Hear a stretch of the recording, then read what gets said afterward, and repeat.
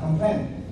So in anything in your JD, this becomes part of the first part of the JD.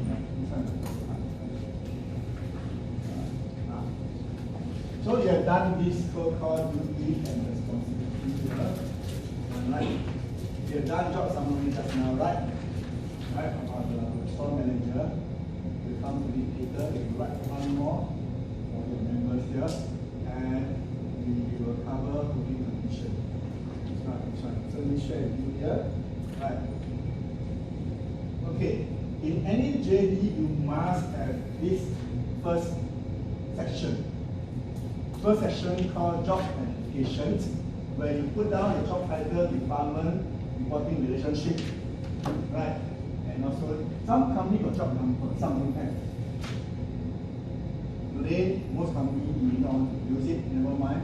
But you should still have a job number. Maybe your first employee, you have 001.